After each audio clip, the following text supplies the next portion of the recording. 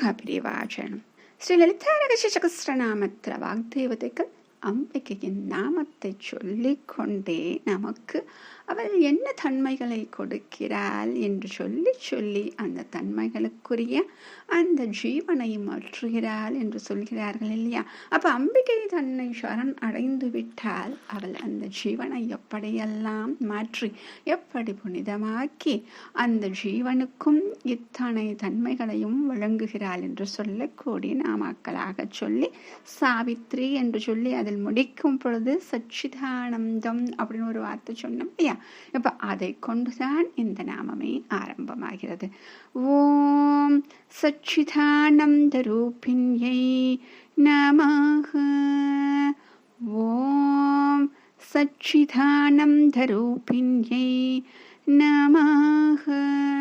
இந்த ஒரு நாமம் மட்டும் நம்ம இவ்வளவுதான் அப்படின்னு சொல்லிட்டு வரையறை செய்ய முடியாத ஒரு நாமம். ஏன்னா அவ்வளவு ஆழ்ந்த பொருள் கொண்டது. சத்து சித்து ஆனந்தம் அப்படின்னு சொல்லிட்டு சொல்ல சொல்ல அதற்குள் பொருள் அப்படி புதிந்து கிடக்கும்.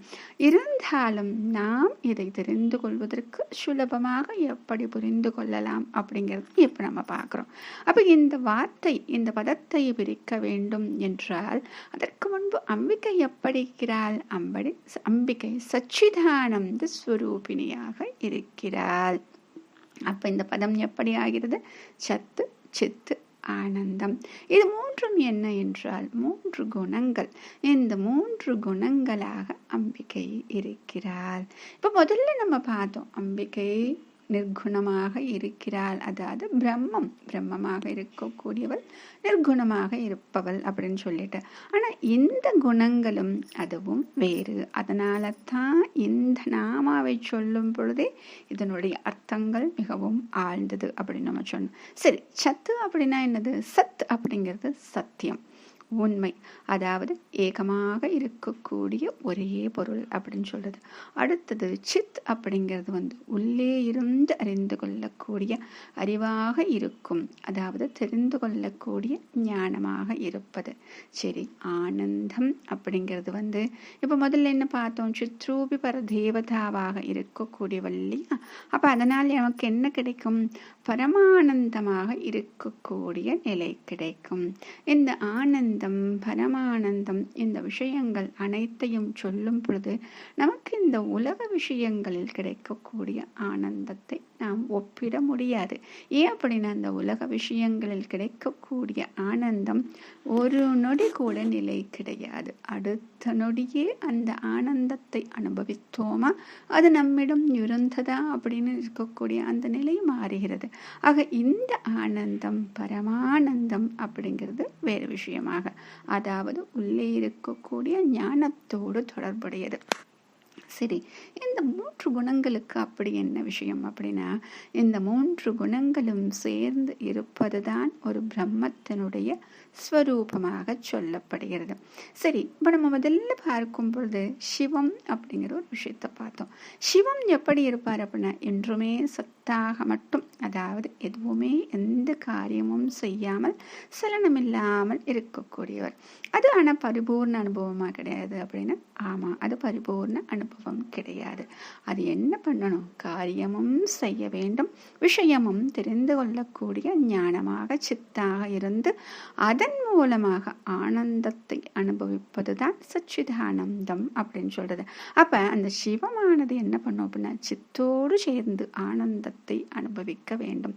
அப்ப அந்த சக்தியின் பிரவாகம் அதற்கு தேவைப்படுகிறது. சௌந்தர்ய லகரில முதல் ஸ்லோகம் சொல்லும் பொழுது சிவசக்தியாயுக்தக அப்படி நம்ம படிக்கிறோம் இல்லையா?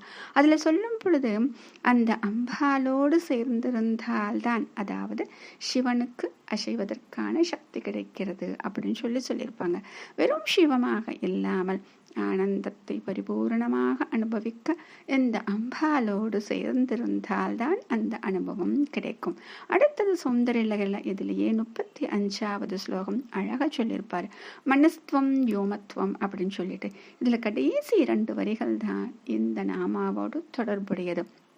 அதுல என்ன சொல்லியிருப்பார் அப்படின்னா, துவமேவ ஸ்வாத்மானம் பரிணமயித்தும் விஸ்வவபுஷா சிதானந்தாகாரம் சிவயுவதி பாவேன விபுருஷே அப்படின்னு சொல்லியிருப்பாரு. அதாவது அம்பாளை இந்த ஸ்லோகத்தை சொல்லும் பொழுது பஞ்சபூத தத்துவங்கள் மனம் நீதான், ஆகாசமம் நீதான் அப்படின்னு சொல்லிட்டு ஒவ்வொன்றா சொல்லிட்டே வர்றாரு.